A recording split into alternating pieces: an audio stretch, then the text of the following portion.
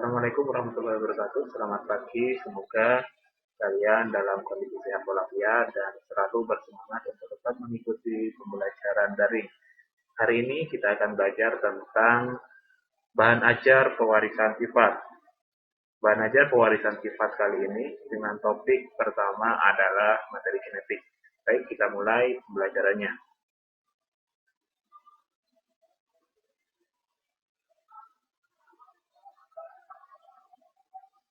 Oke, sekarang kalian perhatikan pada bagian pendahuluan.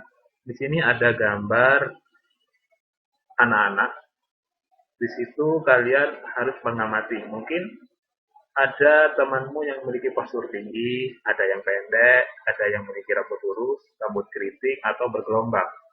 Ada juga yang memiliki wajah pula dan pula wajah lonjong. Perbedaan-perbedaan ini dikontrol oleh suatu yang disebut gen, yang dimiliki dari orang tua kita. Kita lihat pada gambar, itu ada anak yang berwajah lonjong, rambutnya pirang, kemudian rambutnya warna hitam. Itu semua dikontrol oleh gen yang diwarisi oleh orang tua kita. Baik, lanjut untuk selanjutnya. Ya, coba kamu perhatikan video berikut. Video ini akan menceritakan tentang salah satu suku yang ada di Indonesia.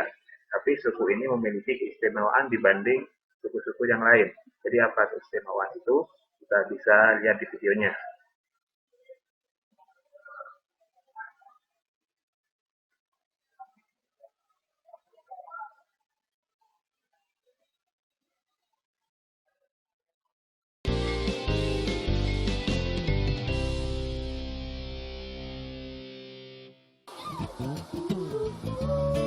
Di video ini kamu bisa melihat Suku Mata Biru.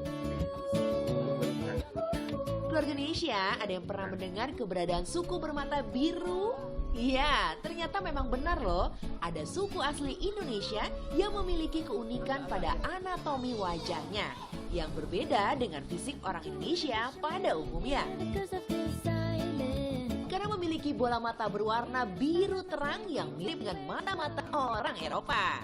Kenalin nih keluarga Indonesia, namanya Fardan Ramadan. Bocah berusia 5 tahun yang tinggal di desa Boneatiro, Kabupaten Buton, Sulawesi Tenggara. Jika dia sekilas, memang tidak ada yang aneh ya dengan Fardan. Tapi coba deh lihat baik-baik keluarga Indonesia, menatap lengkap. Ada keunikan yang tidak dimiliki oleh anak-anak lain di kampungnya. Nah, keluarga Indonesia ini di desa Boneatiro ini memang ada keunikan. Memang beberapa warganya itu tuh ada keturunan dari nenek atau kakek mereka bermata biru. Jadi seperti bule ya. Seperti bule tuh, perhatikan. Wah, benar-benar. Nah, setelah kalian melihat video ini, tentunya kalian sudah tahu bahwa anak yang ada di dalam video ini dia memiliki mata biru, tidak seperti anak-anak kebanyakan di daerahnya. Setelah dijelaskan dan setelah ditelusuri bahwa dia memiliki mata biru karena keturunan dari kakek dan neneknya. Kalau melihat sejarah, memang zaman dahulu saat zaman penjajahan di daerah Sulawesi ada warga dari Portugis yang memang terdampar di sana dan berasimilasi dengan penduduk lokal sehingga menurunkan sifat mata biru.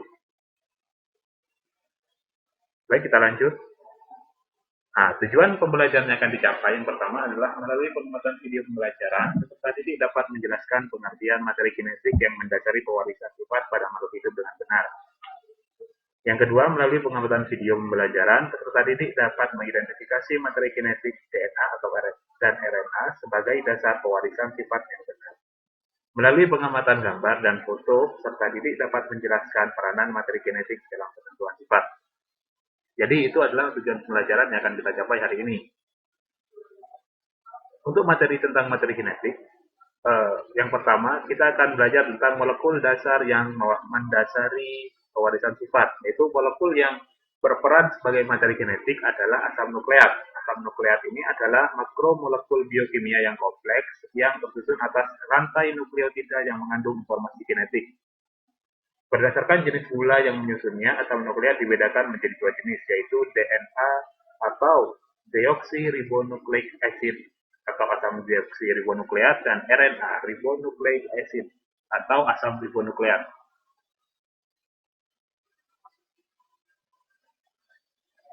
Selanjutnya, kita akan membahas tentang DNA atau deoksiribonukleik acid.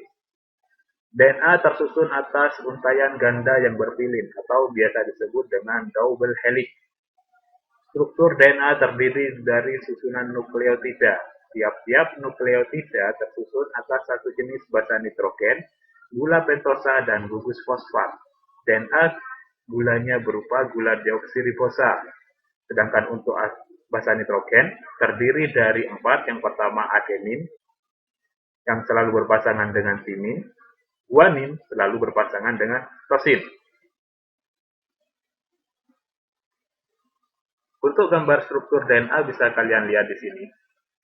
Gambar A sebelah kiri ini adalah struktur DNA double helix, rantai ganda yang berpilin. Sedangkan yang bagian kanan adalah struktur dari nukleotida. Kalian bisa lihat yang bagian tengah ini adalah basa nitrogen yang saling berikatan dengan ikatan hidrogen. Sedangkan yang warna biru adalah gula deoksiribosa. Sedangkan yang warna kuning paling pinggir ini adalah gugus fosfat. Antara gugus fosfat dengan gula deoksiribosa itu berikatan dengan ikatan fosfodiester. Sedangkan untuk gula pentosa dengan basa nitrogen berikatan ikatan glikosida. Untuk selanjutnya adalah RNA atau ribonukleik acid. RNA terdiri dari satu rantai tunggal, berbeda dengan DNA tadi. Kalau RNA ini hanya satu rantai, tidak double helix. RNA juga tersusun atas nukleotida. Penyusun gugus gula pada RNA adalah gula ribosa. Berbeda dengan DNA. Kalau DNA yang tadi itu deoksiribosa, sedangkan RNA adalah ribosa.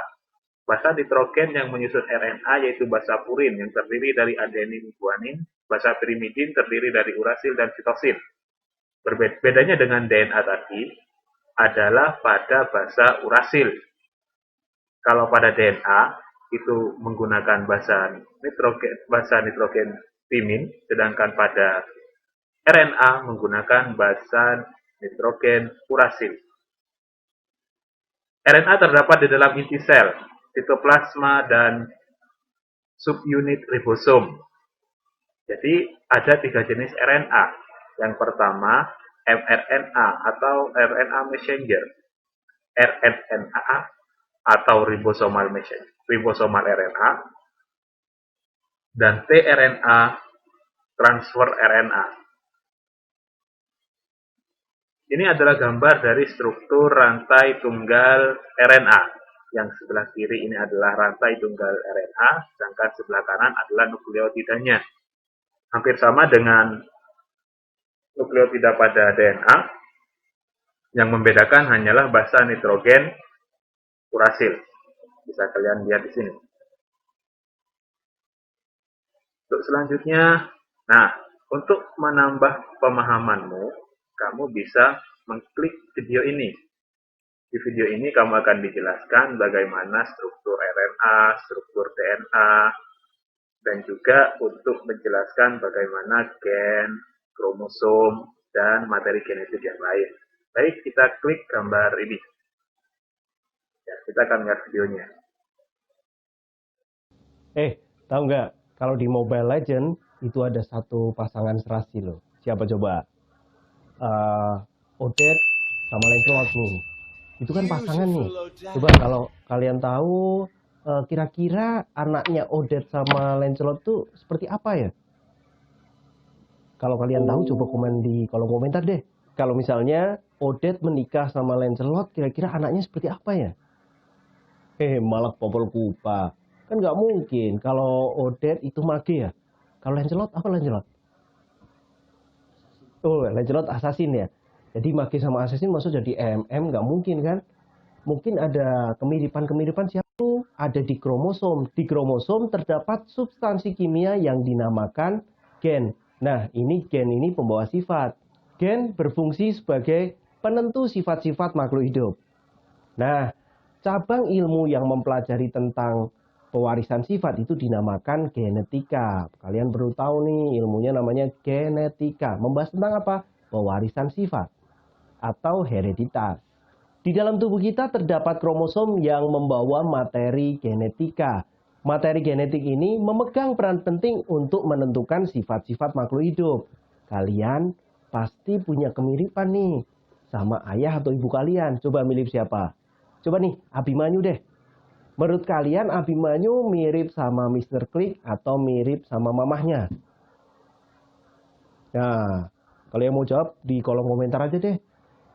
Menurut kalian mirip siapa deh? Jadi ayah dan ibu itu mewariskan sifat melalui genetika kepada anaknya. Bisa sifat berupa warna kulit, warna rambut, atau jenis rambut, bahkan penyakit. Baik, untuk video ini kalian bisa mendownloadnya di link Google Classroom yang saya berikan. Jadi kita lanjutkan ke Juga bisa diwariskan melalui gen. materi selanjutnya. Ada Ya, setelah menonton video ini, kalian nanti akan mendapatkan pemahaman tambahan tentang materi genetik. Nah, untuk menambah pemahamanmu juga tentang materi genetik, ayo kita lakukan aktivitas pada LKPD 1. Untuk LKPD 1 sudah saya taruh di Google Classroom. Jadi kalian tinggal mendownloadnya saja.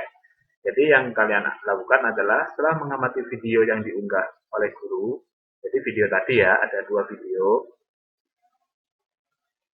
Peserta didik secara mandiri mengerjakan LKPD. Jadi kamu kerjakan LKPD yang saya upload di Google Classroom.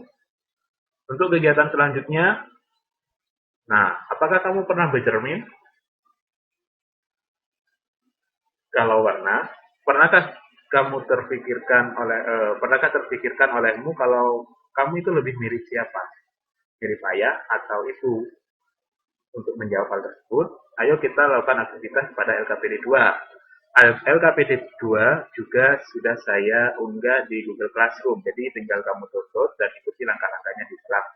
Yang perlu kamu siapkan di sini adalah foto anggota keluargamu. Jadi foto keluarga kamu siapkan. Baik, saya rasa sampai di sini. Semoga kalian dapat memahami materi dengan baik. Apabila ada pertanyaan, silakan kalian berkomentar di laman Google Classroom, nanti akan saya tanggapi. Terima kasih, tetap sehat, jaga keselamatan. Wassalamualaikum warahmatullahi wabarakatuh.